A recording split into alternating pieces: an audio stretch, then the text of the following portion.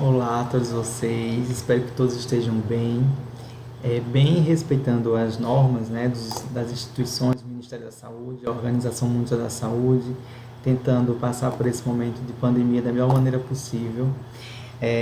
Eu sou o professor Luan César Ferreira Simões, sou professor do curso de Fisioterapia do Instituto de Saúde e Biotecnologia da Universidade Federal do Amazonas, e juntamente com o professor Flávio Socorro da Silva Castro, nós estamos montando, né, montamos esse projeto chamado Enfrentamento à Covid-19, recomendações para a atuação do fisioterapeuta respiratório, no intuito de divulgar e de compartilhar com vocês algumas informações importantes, pertinentes à nossa área de atuação. É importante nesse momento que a gente tenha o maior número de informações possível, né? Então, o nosso objetivo, a nossa meta é que a gente consiga passar essas informações para os nossos, principalmente para os nossos estagiários do curso da fisioterapia, para que nesse momento de parada, de suspensão de atividades acadêmicas, vocês possam ter acesso às informações. O ideal seria de fato a gente poder discutir, poder debater, mas infelizmente as circunstâncias elas não favorecem esse tipo de possibilidade, né? Então o professor Flávio ele participou comigo na confecção, no desenvolvimento desse projeto, né? Na montagem desse material. Ele não pôde participar neste momento dessa gravação devido à decorrência de questões relacionadas a acesso à internet, de limitações com relação ao acesso de fato, que não permitiu que ele pudesse estar conosco, mas espero que assim que possível ele possa estar gravando conosco também, para que vocês possam ter nosso debate, a nossa discussão aqui sobre isso, certo? Então, nós temos um plano. Esse projeto, ele neste momento, ele é formado, ele é constituído em 6 partes. A nossa ideia é, de fato, fazer com que a gente consiga ter o maior número de informações possíveis, sem que sobrecarregue, sem que fique muito longo, muito delongado a apresentação e os conteúdos. Então, a gente resolveu dividir em partes, né? Então, nós temos 6 partes até então, né? Pode ser que isso aumente, modifique com o passar dos dias. E vale ressaltar uma coisa que eu até havia esquecido. Só voltando aqui, no primeiro slide eu coloco sempre a data. Então esse vídeo está sendo gravado no dia 15 de abril de 2020. Por que é importante colocar isso? Porque as informações elas estão mudando o tempo todo, elas estão se atualizando o tempo todo, então a gente precisa sempre datar. Então a informação que eu estou passando para vocês é do dia de hoje, e é importante que vocês levem isso em consideração, não só para o que eu estou passando, eu irei passar nesse momento, mas para todo tipo de informação, saber que é tudo sendo atualizado muito rapidamente. Então, como eu estava dizendo, vão ser 6 partes. A primeira parte vai iniciar agora, nesse primeiro vídeo, onde eu vou poder contextualizar um pouco para vocês acerca da Covid-19 e algumas normas de biossegurança, principalmente para quem está trabalhando no serviço de atenção à saúde. E aí a gente vai continuar com as outras 5 partes até esse momento, né? Estão aí descritas para vocês, que em todo o vídeo a gente vai trabalhar um desses componentes, um desses conteúdos específicos. Então, a gente já sabe o que está acontecendo aí com a Covid. Acho que a gente já tem muitas informações, a gente está sofrendo até com excesso de algumas informações. Isso tem confundido, deixado algumas pessoas com uma certa dificuldade até de lidar com esse conteúdo, com essas informações durante a quarentena. Mas o meu objetivo vai ser trazer um apanhado, dar uma pincelada com relação a isso. Então vamos falar um pouco do coronavírus nesse momento. Este coronavírus, a gente chamou por muito tempo de novo coronavírus. Agora ele passa a ter um nome, é o SARS-CoV-2. Então, o coronavírus, até onde a gente sabe, é uma família de 7 tipos específicos, até onde a gente tem a informação, dos quais 3 são tipos de vírus, da família, são 3 tipos de coronavírus, que são responsáveis por gerar algum tipo de condição respiratória adversa, né? De gerar pneumonia, de gerar síndrome de insuficiência respiratória, síndrome de desconforto respiratório agudo. Então, este é o terceiro tipo. Então, a SARS-CoV-2 é o vírus que está hoje em circulação. O que a gente sabe é que esse vírus ele teve origem na China ainda no ano passado, em 2019, Só que a gente ainda não sabe como iniciou de fato. A gente os estudiosos ainda estão trabalhando acerca disso, estão sendo levantadas hipóteses, estão trabalhando aqui nessa descoberta de fato de como aconteceu, mas existem possibilidades, teorias, e uma delas é que de fato esse vírus ele estava na garganta de morcegos, e aí com o consumo desse animal, ou seja, o humano consumindo esse tipo de animal, esse vírus passou para o humano, para o hospedeiro, e nesse hospedeiro houve uma mutação, certo? E a partir dessa mutação foi possível que ele transmitisse para outros humanos. E a partir do dia 31 de dezembro de 2019, esse novo coronavírus passou a ter um nome, porque até então a gente sabia o que era que primeiro iniciou com a pneumonia grave que estava acontecendo em algumas cidades da China, e que essa pneumonia era grave, estava gerando a sobrecarga do sistema hospitalar, e tinha muita gente estava morrendo e etc. Daí descobriu-se que era por conta de um vírus do coronavírus. E aí só então, em 31/12, foi que a gente teve o nome da doença, e a doença passou a chamar Covid-19. Então não é interessante falar isso, às vezes eu vejo algumas pessoas confundirem, falam o Covid-19. Na verdade é a Covid, porque é a doença Covid-19. Nada mais é do que uma sigla, né, de doença por coronavírus 2019, certo? Do inglês. E o que a gente sabe até agora é que esse vírus ele é altamente contagioso, então a sua transmissão ela é muito rápida, ela é possível transmitir para muita gente em poucos minutos. A gente pode transmitir isso para muitas outras pessoas. O que a gente sabe também é que tem um acometimento do sistema respiratório, culminando com a pneumonia, com uma insuficiência respiratória e com a síndrome de desconforto respiratório agudo. E que para minimizar tudo isso, o importante hoje, a nível de hoje, é que haja um isolamento social, um distanciamento para que esse vírus ele tenha a sua transmissibilidade reduzida, certo? Além do mais, além do distanciamento, o ideal é que haja também bons hábitos de higiene respiratória. E quando a gente fala de bons hábitos de higiene respiratória, no momento de tossir, espirrar, colocar o braço à frente da boca, evitar que a gente possa jogar aí no ar gotículas, né? Quando está falando, não falar muito próximo de outra pessoa, lavar sempre as mãos. São hábitos de higiene, principalmente de higiene respiratória, que a gente começa agora a ficar mais atento, né? Já era algo que a gente deveria estar atento e que agora a gente precisa redobrar nossa atenção, certo? Então, a princípio, com relação ao coronavírus, é importante a gente salientar que esse vírus não é um vírus novo, ele está circulando aí faz muito tempo. A gente tem registro desde 1937 do acometimento desse vírus em humanos, né? E a descoberta que se tratava-se de um da família coronavírus, a gente já tem desde 1965 essas informações. Então é importante saber que esse vírus já está aí circulando, ele vai continuar circulando. O que a gente espera é que nós possamos ter meios, seja por meio de vacina ou outras medicações, de minimizar o impacto desse vírus na população, né? Então, que a gente sabe que é uma pandemia. Quando fala assim em pandemia, a gente sabe que está em todo o globo, se espalhou.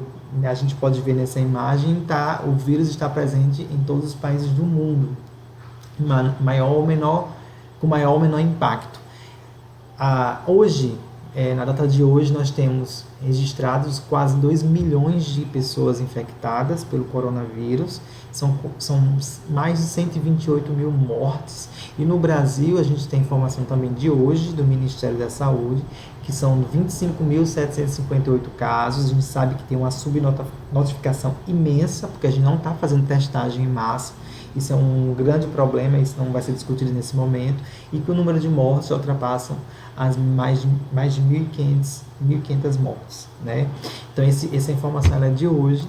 Obviamente toda essa pandemia ela fez modificar estruturas, a gente mudou nossa rotina de trabalho, rotina de estudo, rotina de relações, a gente teve que se readaptar, se adequar à circunstância atual, e isso tem forçado muitas vezes o próprio profissional de saúde a se adequar também, né, com relação a inúmeras coisas, dentre elas com relação ao próprio uso adequado dos EPIs, dos equipamentos de proteção individual, né? E as normas de biossegurança, elas nunca fizeram tanto sentido como estão fazendo agora. Então, essa pandemia tem trazido uma modificação em inúmeros aspectos, seja, por exemplo, como eu falei, no uso dos EPIs, como também, por exemplo, no uso da ventilação mecânica. Agora a gente começa a ser alertado, ou, nossa, é importante eu, enquanto profissional fisioterapeuta, por mais que não seja da área, eu preciso saber um pouquinho do que está acontecendo com o pulmão desse paciente, entender um pouquinho como se aplica a questão da assistência ventilatória e por aí vai. Então, o que a gente sabe é que a gente precisava achatar essa curva, né? Que a gente precisa diminuir a quantidade de pessoas que estão adoecendo e precisando, portanto, de hospital num momento, num só momento. E isso fez com que a gente, primeiro, tivesse um olhar diferenciado para alguns aspectos, como, por exemplo, primeiro, para que achatar a curva? Para evitar o que acontece nessa primeira imagem, que a gente observa as enfermarias lotadas, hospitais lotados. Então, para que a gente, na próprio gráfico, vocês podem ver, existe uma linha, um tracejado, que a gente vê aí que é a capacidade do sistema respiratório, significa, desculpa, sistema de saúde, tá? Então, a capacidade do sistema de saúde. E o que isso quer dizer? Que se essa curva, de fato, ela ficar aguda, a gente ter aquele pico muito mais rápido, esse sistema de saúde não vai comportar a quantidade de pessoas. Então, não é só uma questão de letalidade elevada. A doença, de fato, ela não traz uma grande letalidade. Ela traz um grande número de pessoas para os hospitais. Eles lotam, nós vamos ter hospitais lotados. Nós não temos capacidade de suportar todo esse quantitativo de pessoas. Então, isso acender a luzinha vermelha com relação aos leitos de hospital, principalmente leitos de UTI. A gente sabe que tem uma guerra comercial em busca de ventiladores mecânicos e também em busca de profissionais capacitados para poder lidar com essa circunstância, com essa nova circunstância. Inclusive, o Ministério da Saúde publicou no Diário Oficial uma portaria número 639, dia 31 de março de 2020, que dispõe exatamente de um chamamento, de uma organização do serviço de saúde, dos profissionais de saúde, das 14 profissões de saúde elencadas aí, para que a gente pudesse se organizar. Então, todos os profissionais de saúde, eles receberam informes sobre isso, os conselhos federais de saúde, os conselhos federais que representam cada uma das profissões, encaminhou essa portaria, encaminhou essa informação chamada de Ação Estratégica O Brasil Conta Comigo, Profissionais de Saúde. E o que significa dizer isso? Que a partir de agora, todos os profissionais de saúde vinculados a um conselho federal, eles, né, e eu me incluo, nós estamos passando, fomos cadastrados, respondemos um formulário, nos cadastramos em um banco de dados e agora nós vamos passar por um processo de capacitação. Simples, curto, rápido, mas é uma capacitação que é pensando justamente em quê? No futuro. O que poderá acontecer? A gente sabe que, eu vou até mostrar agora alguns dados para vocês, a gente sabe que a gente precisa de equipes treinadas, equipes capacitadas para poder lidar com essa pandemia. Então aqui eu trouxe para vocês um recorte da Sociedade de Medicina Intensiva. Essa equipe, ele fez aí um gráfico, que vocês podem visualizar, e no topo dessas pirâmidezinhas, a gente tem um profissional que ele é o médico de terapia intensiva, médico intensivista, capacitado para poder organizar essa equipe. E abaixo nós temos outros profissionais, e aí inclui-se o fisioterapeuta, que está em RT, fisioterapeuta respiratório, e esse profissional é aquele responsável por dar justamente a assistência ventilatória a esse paciente. É um dos, né? Vamos dizer assim que a nossa principal função na terapia intensiva seja dar esse suporte ventilatório ao paciente. Então a gente precisa ter uma equipe formada, pelo menos esses 2 profissionais que tenham esse suporte, que possam dar esse suporte ventilatório, essa assistência, e abaixo deles, isso não quer dizer uma questão hierárquica, essa é mais uma questão de conhecimento e de profundidade no tema, vamos assim dizer, na terapia intensiva, e além a gente vai ter a equipe de suporte. Então, o que essa sociedade quer trazer, essa associação quer trazer para a gente aí de informação? Que necessário a gente criar estratégias de equipe, para que a gente possa formar equipes onde exista uma pessoa extremamente capacitada para aquela função, certo? E que existam outras pessoas que possam dar um suporte, mas que haja pelo menos um fisioterapeuta respiratório, por exemplo, nessa equipe, que seja capacitado a lidar, por exemplo, com assistência ventilatória, que tenha maior capacitação, habilidade para lidar com a questão de ventilação mecânica, por exemplo, certo? E por que é importante isso? Porque a gente tem uma questão de pandemia, a gente não vai ter profissionais especializados que dê suporte a isso daí.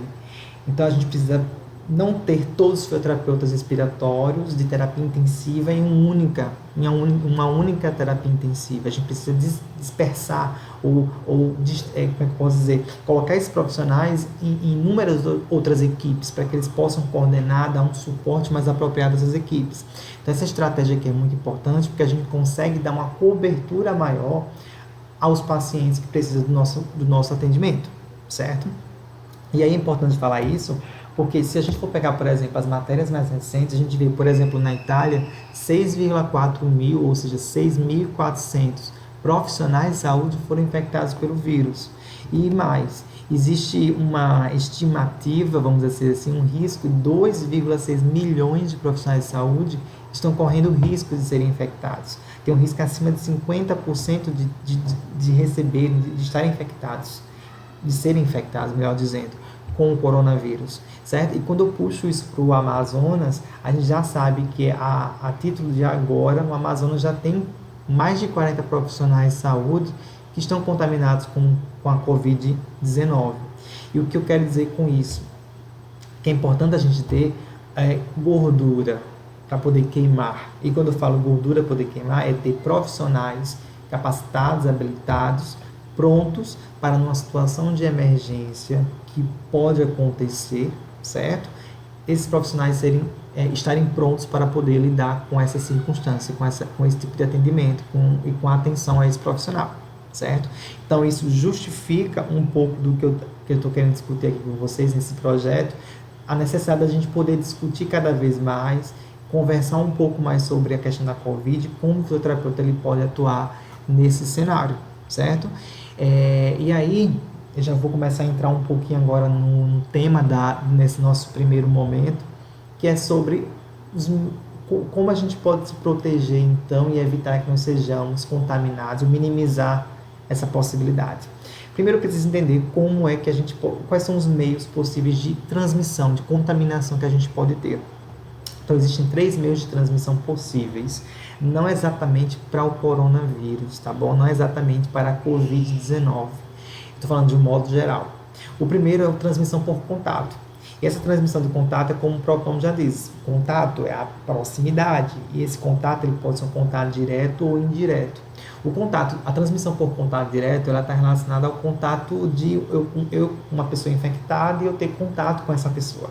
Então, o meu contato, é o meu toque, é a minha aproximação direta com essa pessoa. Se ela estiver doente, ela pode me transmitir essa doença.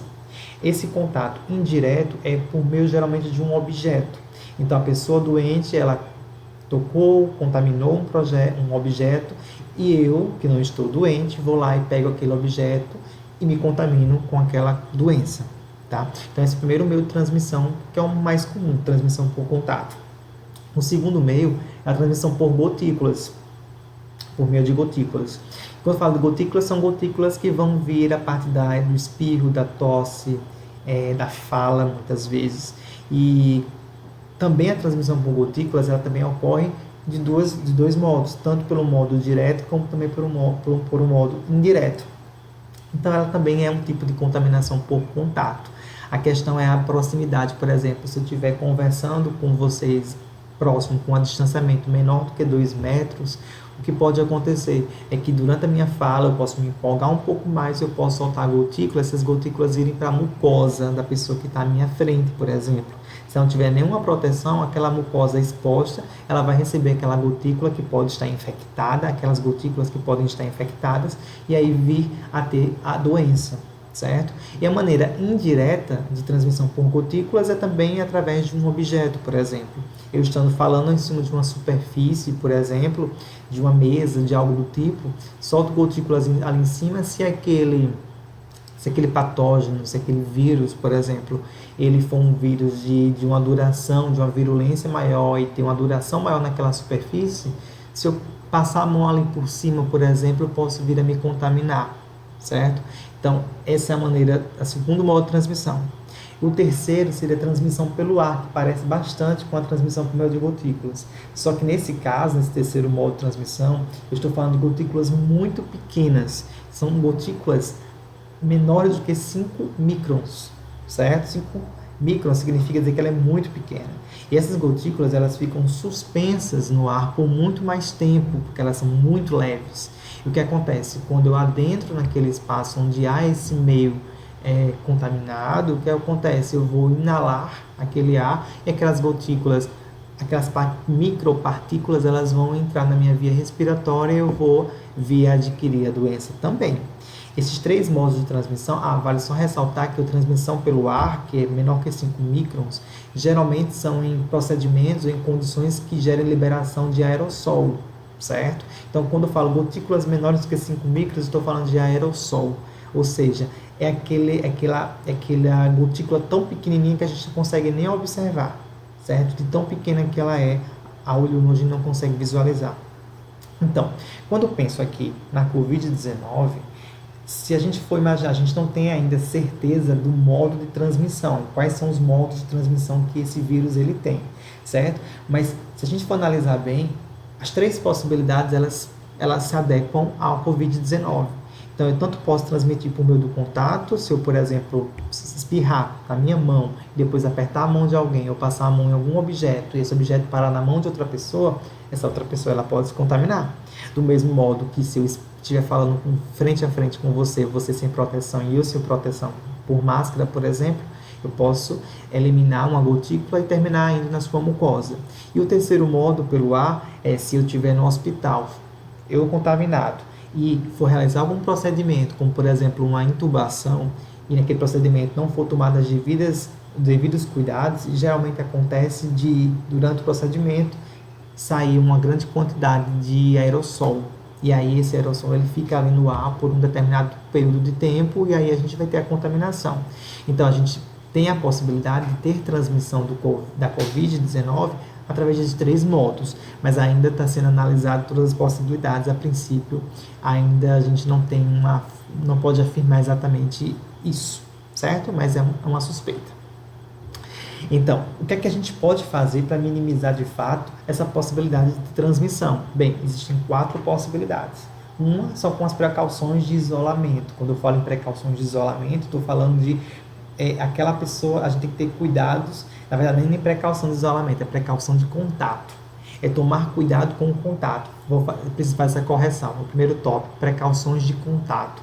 Significa dizer que eu tenho que tomar cuidado ao realizar contato com aquele sujeito, com aquele indivíduo que está naquele lugar. Então, isso significa dizer que para eu poder fazer contato com ela, eu preciso usar máscara, por exemplo, ou preciso usar luvas, ou eu posso até fazer o contato sem luvas, mas eu tenho que fazer a higienização das mãos logo na sequência. Então, precaução de contato significa dizer que aquele contato ele não pode ser feito como eu faria um contato com qualquer outra pessoa. Tem que ter algum tipo de precaução, porque pode ser que exista alguma possibilidade de transmissão ao fazer um contato direto ali.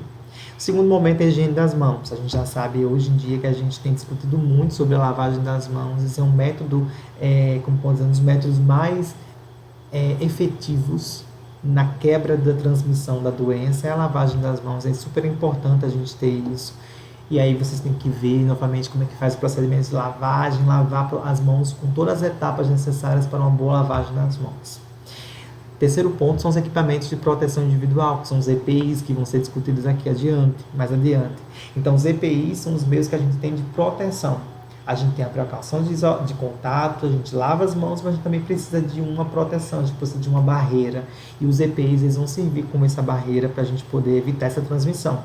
E, por fim, o isolamento de contato. Quando eu falo isolamento de contato, eu estou me referindo a isolar o contato desse indivíduo com o meio externo.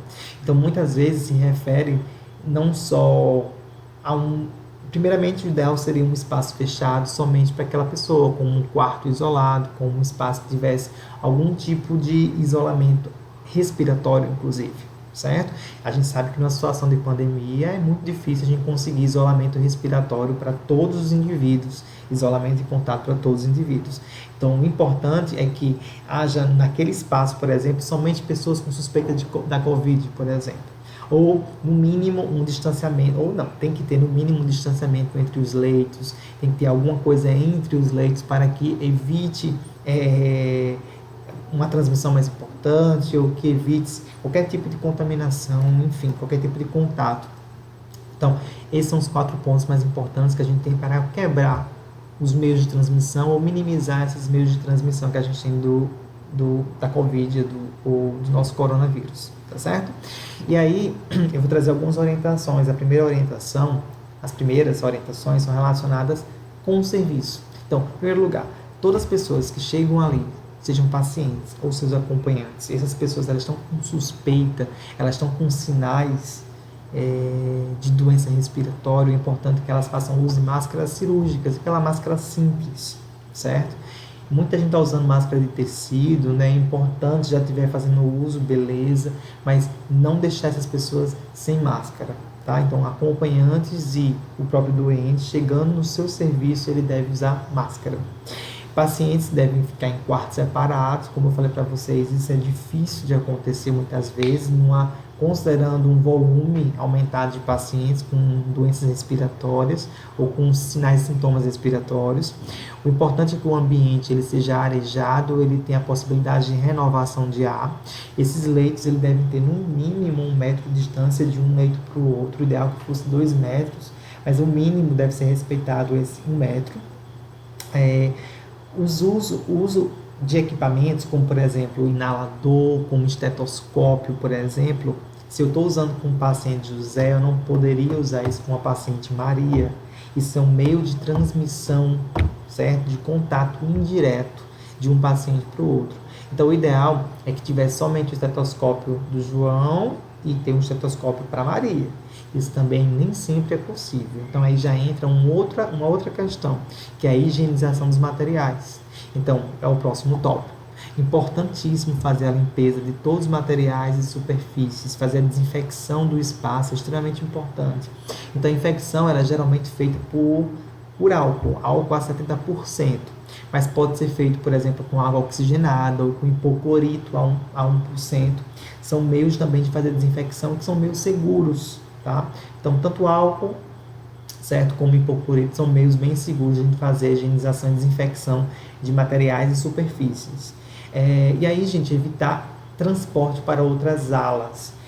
Evitar o máximo possível fazer essa mudança de local do paciente de um lugar para o outro, certo? Porque isso pode possibilitar a contaminação, a transmissão naquele caminho que for realizado com esse paciente. Então, muito cuidado com relação a isso também, tá bom?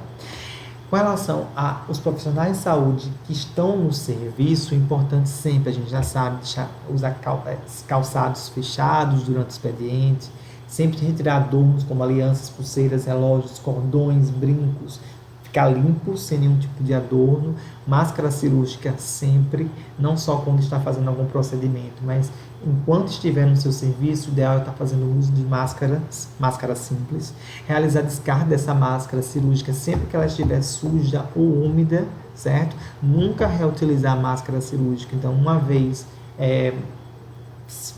não posso guardar esse tipo de material, eu sei que hoje em dia está bem difícil com relação a quantidade de EPIs e disponibilidade desse tipo de material, mas a gente tem que pensar em nossa segurança, tá bom?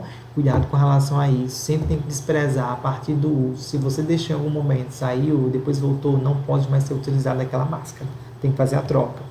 E agora algumas orientações com relação ao momento do atendimento. Então, em atendimento, sempre usar luvas, óculos ou então proteção facial, certo? Aventais descartáveis ou capote durante o atendimento individual do paciente, principalmente aquele paciente que está em isolamento. Então, todo paciente que está em suspeita da Covid-19, o fisioterapeuta ele deve atender esse paciente tomando essas precauções, ou seja, utilizando os EPIs que eu acabei de citar aqui, tá bom? Além desses, é importante considerar o uso do gorro e da máscara N95 principalmente quando a gente estiver realizando procedimentos com liberação de aerossóis. Então, por exemplo, a intubação, por exemplo, a aspiração, algum procedimento que o paciente ele libere aerossol, é importante, ou seja, aquelas pequenas gotículas que eu falei anteriormente, liberou aquelas gotículas, eu sei que libera aquelas gotículas, é importante que eu faça uso de máscara N95. A recomendação é exatamente essa. Todo paciente está tossindo, o paciente está lá desconfortável, o paciente está fazendo algum procedimento específico, vá ao paciente até o leito utilizando esses materiais, tá bom? Com relação à frequência de troca desses EPIs, principalmente das máscaras N95, o importante é verificar as normas do fabricante. Então, cada fabricante ele coloca um quantitativo de horas específicos para poder utilizar aquele material, aquele produto. E aí é importante saber de acordo com cada marca, de acordo com cada fabricante, certo? Então, e aqui eu acredito o seguinte, a gente já sabe, aqui está a sequência de como usar, de como vestir. Então, existe uma sequência de como fazer uso, tá, desses EPIs. Então, quando estiver num ambiente de trabalho, no serviço de saúde, atenção ao paciente com suspeita ou confirmado COVID-19, é importante a gente fazer um sequenciamento para o uso desses materiais. Na verdade, não só nesses pacientes. Todas as vezes que vocês forem precisar vestir qualquer um desses EPIs, a sequência do seu uso, a sua utilização é essa. Então, primeiro coloca-se o avental ou o capote. Lembrando, veste de frente para trás. Então, coloca os braços, puxa e atrás, vai lá e amarra na cintura. Somente depois disso, a gente vai fazer o uso da máscara. Lembrando que a máscara, ela pode ser, eu não estou, bem, como estou em casa, eu não tenho aqui nenhum material para mostrar para vocês, mas nós temos máscaras que são aquelas tirinhas, máscara cirúrgica, e tem ainda máscara cirúrgica que são com elástico, que pega aqui atrás das orelhas. Ambos os casos, o importante é você pegar a máscara aqui na frente, e aí, se for de elástico, melhor ainda, segura aqui na frente, põe um lado e põe um outro, certo? Se não for, se for de amarrar, coloca em cima, depois amarra a parte de baixo e tá tudo ok, tá? Depois que vem a máscara, é importante se colocar os óculos de proteção ou então a máscara facial, certo? E aí, quando eu coloco o óculos de proteção, é simples, faz o uso do óculos, e se for da máscara facial, tem aqui na imagem, na terceira imagem, na sequência embaixo, a gente consegue visualizar esse objeto para proteção de toda a face. Se estiver usando o óculos de proteção, se você tiver, por exemplo, a máscara facial, não precisa utilizar o óculos de proteção, tá? Qualquer um dos dois, um ou outro, é suficiente para a sua proteção. E por fim, por último, são as luvas, tá? Então, luva de procedimento ou luva estéreo, cada uma tem um modo específico de fazer, de colocar, né, de vestir, e é importante que vocês possam seguir cada um desses modos de usá-las. Porém, o mais importante que eu acho mais importante de falar é no momento da remoção. Então, se eu for pensar assim, a gente vê no caso prático, quando é que o indivíduo, o profissional de saúde, ele mais tem contaminação, ele termina se contaminando mais, é na remoção desses EPIs. Então, aqui está a sequência de remoção. É o contrário da sequência de colocar. Então, eu coloco de um modo, numa sequência, eu retiro de um outro modo. Então, é o inverso. Então, eu começo retirando as luvas. Lembrem-se, as luvas elas estão completamente contaminadas. Então, eu começo tirando pela parte de dentro. Minto, pela parte de fora, tá bom? Pela parte de fora. Está contaminada uma luva aqui, a minha mão. Pego aqui por cima na parte suja, puxo, tiro a luva.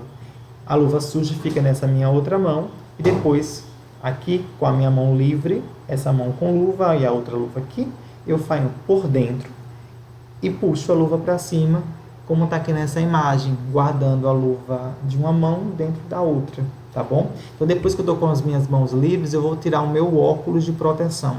Lembre-se, a parte da frente dos óculos, a parte da frente, a estrutura aqui toda, está contaminada, está suja. E também na proteção facial, do mesmo jeito. Como é que eu tenho que tirar meus óculos? Mãos livres de luvas, não faço nenhum procedimento, eu vou remover pelas hastes, pela lateral. Então, faço a remoção dos óculos assim, pelos lados, tá bom?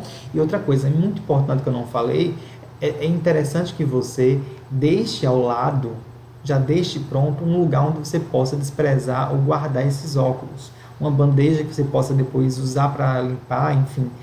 Porque você precisa, se você for reutilizar o óculos, ele tem que passar pela higienização, pela desinfecção. Não posso deixar em qualquer lugar. Então, se eu utilizei, é bom antes deixar já uma bandeja, por exemplo, para que você tire o óculos e põe naquela bandeja para depois ela ir para desinfecção, tá bom? Depois do óculos, foi a luva, foi o óculos, e agora vem um avental. Lembre-se, o avental, toda a parte anterior e as mangas do avental, elas estão contaminadas, porque entrou em contato com aquele paciente, com aquele usuário. Então, é importante que, primeiro, com as mãos limpas, né, sem as luvas, a gente consiga ou torar, se for um avental descartável, né, a gente tora assim uma pontinha, tora aqui atrás, a gente abre um pouquinho. Se for um capote que não é descartável, a gente dá uma folga, solta o laço, solta a amarração atrás, dá uma folga, não posso tocar. O que é que a gente faz? A gente começa a movimentar os ombros, e esse capote, esse avental, ele vai descendo. E aí, à medida que ele for descendo, a gente, por dentro, começa a tirar. Então, a gente vai tirar ele avesso, certo? Então, a gente começa a tirar esse capote, enrola avesso, né, de modo avesso ali, faz uma bolinha de capote e despreza no lixo, que geralmente fica ao lado do leito. E por fim, por último, vem a máscara ou respirador, certo? A máscara que eu vou estar utilizando. Se for uma máscara, por exemplo, lembrando que toda a parte da frente da máscara está contaminada, então só posso pegar atrás. Então, se for de tiras, né, que a gente consiga rasgar, a gente simplesmente puxa atrás, rasga, puxa, tira. Segura por uma das hastes, por uma das pontas e despreza no lixo. Se ela for, por exemplo, uma N95, a gente vai precisar reutilizar, por exemplo, tem que tomar um pouco mais de cuidado. Essa parte da frente, ela está suja. Então, eu puxo um primeiro elástico, depois eu puxo o outro elástico, para poder deixar esse elástico à disposição, a máscara aqui, e eu consigo colocar dentro do saquinho específico para aquela máscara. Tá bom? Então, cuidado para não pegar na parte da frente da máscara, cuidado para não pegar na parte da frente do avental, cuidado para não se contaminar com o óculos nem com as luvas, ok? Muito importante, eu tenho algumas dicas aqui, ó. Primeiro, algumas pessoas, eu vejo isso na experiência, eu já tenho visto algumas pessoas utilizarem, talvez não tanto agora, tá? Mas antes eu costumava ver o uso errado dos elásticos, por exemplo, da máscara, por exemplo. Então, vejam só, como usar a máscara. Uma máscara está em azul. Então, a máscara tem que ser colocada na parte de trás da cabeça, certo? Então, e a parte aqui, ó, sempre cobrindo o nariz, boca, tá bom? Atrás da orelha, quando a gente coloca de elástico. E nunca colocar a máscara, por exemplo, em 95 toda na nuca, porque aqui desprotege essa parte superior. Só vai ter... O ideal é que fique um elástico para cima, que a gente consegue puxar essa parte superior, e um elástico para baixo, que é atrás da cabeça, que a gente consegue prender e dar um suporte tanto para a parte superior como para a parte de baixo da máscara. E outra coisa com relação às luvas. Por incrível que pareça, tem pessoas que esquecem que estão de luvas, que aquela luva está contaminada e ficam passando a luva nos olhos, na boca, enfim, esquecem que estão de luvas, que elas são contaminadas. Nunca sair do serviço utilizando os seus EPIs, não esqueçam disso, é muito importante. Se eu estou usando luva dentro do quarto com o meu paciente, ao sair do quarto eu preciso tirar as luvas. Do mesmo jeito, eu estou com um avental, tenho que desprezar o avental. Se eu estou usando qualquer tipo de material que eu utilizei em um procedimento, eu não posso ir para um outro espaço utilizando aquele material. Isso aumenta o processo de contaminação naquele serviço. Tá bom? Então, corre risco para você e para outras pessoas e para os seus pacientes também. Então, muito cuidado com relação a essa mudança de um lugar para o outro, tá certo? Deixa eu ver se eu preciso falar mais alguma coisa aqui para vocês. Já falei sobre as transferências, muito cuidado, a gente tem que evitar ao máximo as transferências, não circular pelos serviços usando os EPIs, e esses aqui são os pontos mais importantes. Então, aqui são algumas referências que a gente trouxe para vocês. Sugiro fortemente que vocês leiam as primeiras duas, certo? As primeiras duas referências. A primeira é da Anvisa, a nota técnica, ela já é a quarta versão, certo? E a segunda é do Ministério da Saúde, a gente está na segunda versão também, é um procedimento chamado POP, Procedimento Operacional Padronizado para uso de EPIs por profissionais de saúde, de serviços de saúde, aqui principalmente atenção primária à saúde.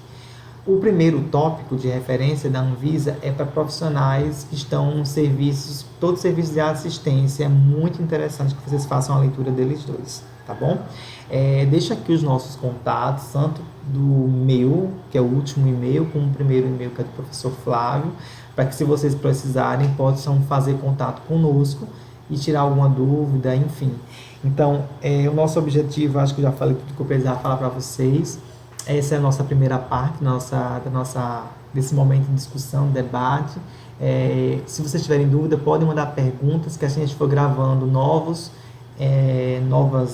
vídeos, nós vamos atualizando e respondendo essas perguntas, tá bom? Então, até o próximo encontro. Tchau!